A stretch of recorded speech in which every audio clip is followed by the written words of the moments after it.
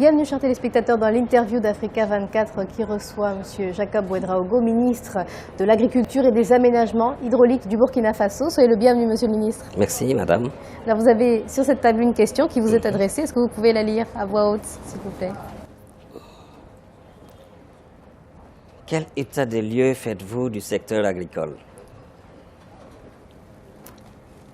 Le secteur agricole au niveau du Burkina Faso est un secteur sur lequel notre économie est basée, et c'est un secteur très promoteur parce que nous avons beaucoup de potentialités. Nous avons 9 millions d'hectares de terres exploitables, ce qui fait que c'est une grande potentialité. Nous avons à peu près 1200 plans d'eau qui nous permettent d'avoir une ambition de produire à partir de ces plans d'eau. Nous avons quand même des faiblesses parce que notre agriculture est basée sur la saison des pluies et nous avons 3 à 5 mois de saison des pluies par an. Mais cela ne nous empêche pas d'avoir des ambitions parce que l'état de lieu que j'ai donné par rapport aux potentialités des surfaces cultivables, par rapport aux potentialités des plans d'eau, nous permettent quand même d'espérer que cette agriculture va être vraiment le fondement de notre économie nationale. Est-ce que vous comptez poursuivre le programme, vous savez, le programme de croissance économique sur l'agriculture qui était prévu de 2013 à 2018? Est-ce que vous êtes toujours dans cette continuité-là ou il y a rupture et mise en place d'une nouvelle stratégie? Nous sommes dans cette continuité, mais il faut dire aussi que depuis qu'il y a eu un changement au Burkina Faso, les ambitions ont grandi. Et dans ce sens-là, nous disons qu'il faut aller vite et bien, parce que jusque-là, nous sommes dans une agriculture où on a une certaine insécurité alimentaire et nutritionnelle qu'il faut rompre tout de suite. Et ça, c'est une grande ambition pour le Burkina Faso, de faire en sorte que la production augmente, que nous arrivions à une sécurité alimentaire et que nous ayons une ambition pour une autonomie alimentaire et nutritionnelle parce que nous dépendons toujours beaucoup de l'extérieur. Mais est-ce qu'on peut rompre dans l'immédiat l'insécurité alimentaire? Parce que c'est tout un processus de la production jusqu'à la vente des produits. Est-ce que ça peut se faire aussi rapidement que vous le souhaitez? Oui, ça peut se faire rapidement, comme nous le souhaitons, parce que nous avons pris le temps de faire un plan stratégique qui nous permette aujourd'hui d'aller de la situation de faiblesse à une situation de force. Et ça, c'est très important pour nous. Nous allons tout de suite nous engager à faire beaucoup d'aménagements, puisque je vous parlais de plan d'eau. Et c'est pour ça que le nom même du ministère a changé, ministère de l'Agriculture et des Aménagements hydrauliques. C'est justement pour s'attaquer au problème de la production. Et le problème de la production, dès que nous avons suffisamment produit, il faut passer à la transformation, il faut passer aussi à la commercialisation. C'est un processus, bien entendu, je suis d'accord avec vous, madame, mais ce processus, il suffit qu'on mette les moyens et qu'on se mette au travail. Est-ce que justement ces aménagements hydrauliques vont permettre de résoudre les problèmes auxquels sont confrontés ces agriculteurs qui sont fragilisés par les changements climatiques notamment? Oui. Vous savez que dans tous les pays, il y a une situation de changement climatique qui est en train de venir à grande vitesse. Il y a déjà une stratégie de résilience. Il ne faut pas attendre que tout soit trop tard pour réagir. Il faut réagir maintenant. Et dans ce processus-là, nous savons que les aménagements apportent beaucoup de choses. La petite irrigation, la culture de contre-saison. Ce sont des stratégies déjà mises en place et nous comptons agir rapidement en appuyant les producteurs dans ce qu'ils ont besoin. Les terres, la terre est très utile. Le problème foncier est là, nous le résolvons. Vous le résolvez comment? Comment peut-on résoudre un problème foncier qui date de dizaines et de dizaines d'années? Oui, c'est pour ça que nous disons, nous le résolvons en faisant les aménagements. Les aménagements et nous allons organiser les producteurs qui vont travailler sur ces aménagements. Nous avons pris l'engagement de faire une certaine répartition. Nous savons que les jeunes sont la cheville ouvrière de notre développement. Nous savons que les femmes interviennent dans la production agricole. Et dès que nous aménageons les terres, nous donnons 50% aux femmes et aux jeunes pour que la production puisse se faire dans les meilleures conditions. Donc redistribution des terres alors. Des grosses distributions de terres. Et vous ne pensez pas que ça va créer de conflits avec certains agriculteurs? Non. Très attachés à leurs terres? Non, ça c'est pas un problème. La production, vous savez que nous sommes dans notre pays en train de faire des pôles de croissance. Le secteur privé qui s'intéresse beaucoup plus à l'agriculture et qui permettent la grosse production, va s'intéresser à des pôles de croissance. Ça, ce n'est pas un problème. Les petits agriculteurs, les moyens, vont s'intéresser aux aménagements que nous faisons pour permettre dans toutes les régions où on a des plans d'eau de faire la production.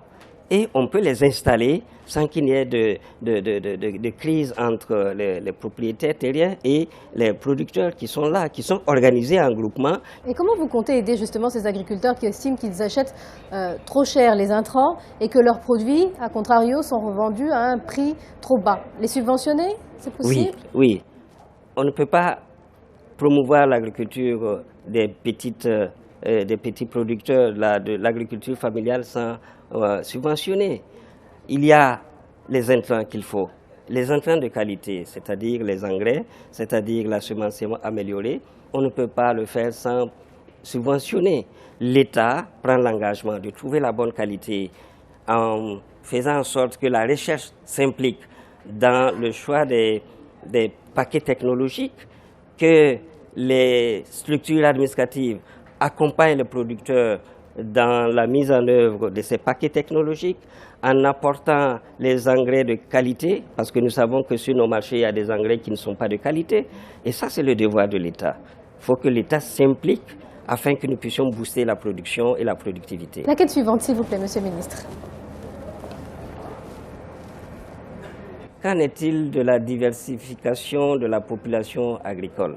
Parce qu'hormis le secteur du coton, il faut penser à d'autres secteurs d'activité agricole qui pourraient permettre justement de faire vivre, de nourrir les Burkinabés, d'atteindre cette sécurité alimentaire que vous cherchez. Oui, on est contraint de diversifier la base agricole. Ça, le coton a été un exemple pour le Burkina parce que si vous constatez aujourd'hui, le Burkina Faso est le premier producteur de coton. Mais comment en est-on arrivé là? C'est la question. Parce qu'il y avait de petits producteurs qui avaient des difficultés, qui ont voulu se retrouver pour essayer de trouver des solutions à leurs problèmes d'intrants. Il fallait trouver de l'engrais, il fallait trouver la bonne semence, il fallait faire en sorte que lutter contre les herbes folles, lutter contre utiliser les pesticides contre les insectes ravageurs. Donc ils se sont regroupés. Voilà. Alors, donc, ils se sont regroupés pour essayer de promouvoir justement cette spéculation. Et ça a marché. Cet exemple est un exemple que nous allons faire peut-être avec le sésame. Sésame, karité, noix de cajou. Le soja, qui est une spéculation qui est en train de monter. Et puis le niébé, qui est aussi une autre spéculation qui se vend très bien aujourd'hui. Mais hormis le coton, il semblerait que dans tous ces autres domaines de production agricole, oui. Il reste difficile pour les producteurs de se réunir. Bon, ils n'ont pas de difficulté à se regrouper. Il faut les accompagner. Il faut leur donner des formations nécessaires. Il faut leur permettre de s'exprimer avec leurs moyens, mais en apportant des subventions, comme je l'ai dit tantôt. Parce qu'il y a aussi des acheteurs qui profitent de ces situations-là pour justement acheter directement les productions à ces petits producteurs. Oui, il faut organiser tout ça. Je prends le cas, par exemple, de la tomate, qui est très bien produite par les femmes, dont je disais tantôt. Les pays voisins viennent acheter bord champ et le revenu n'est pas élevé, n'est pas suffisant. Ce n'est pas suffisamment incitatif au niveau de la production. Oui, il n'y a pas de transformation. Pas de transformation. Et justement, notre mission, c'est de faire en sorte qu'il y ait une chaîne de valeur. Et sur cette chaîne de valeur, il faut agir à chaque maillon.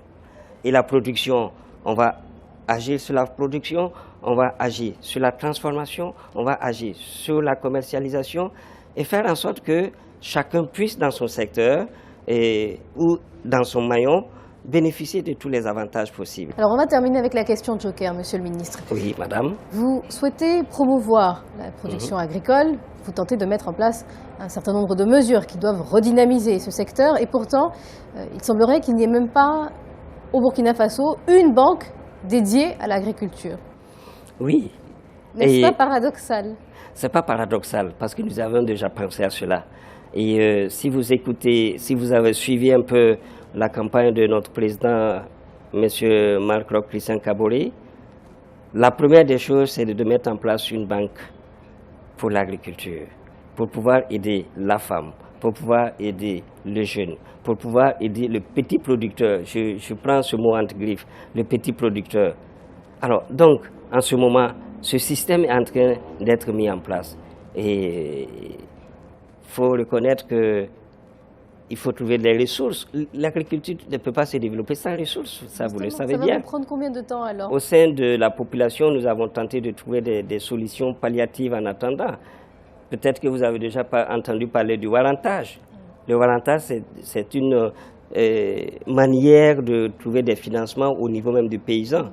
Le paysan, à la fin des récoltes, il va garantir son produit dans les institutions de microfinance qui acceptent ce produit, qui lui donnent de l'argent pour aller travailler, et aux périodes de soudure, le prix de la denrée augmente, il revend, il rembourse son crédit et il a encore un bénéfice. Ça, c'est des systèmes qui existent, alternatifs, en attendant vraiment une banque digne de ce nom, une banque agricole qui va venir pallier aux insuffisances de financement au niveau du monde rural. Et donc, dans combien de temps vous pensez que cette banque pourra venir pallier aux insuffisances qu'on note dans ce secteur-là? Nous pensons que d'ici la fin de l'année 2016, cette banque va ouvrir ses portes au Burkina Faso. Donc d'ici fin 2016, les agriculteurs burkinabés auront justement la possibilité d'accéder à cette banque qui leur sera dédiée. Je vous l'affirme. Vous l'affirmez? Oui. Merci à vous, Monsieur Jacob Ouedraogo, d'avoir accepté de répondre à ces questions. Je rappelle que vous êtes ministre de l'Agriculture et des Aménagements hydrauliques au Burkina Faso. C'est moi qui vous remercie, madame. Nous reviendrons vers vous dans quelques mois pour voir si effectivement les agriculteurs ont pu bénéficier de cette banque. Moi, je vous ai dit que ce n'est pas un engagement de campagne. Ça serait une réalité et vous le verrez. Chers téléspectateurs, c'est ainsi que se termine cette interview. Merci de nous avoir suivis et restez sur Africa 24.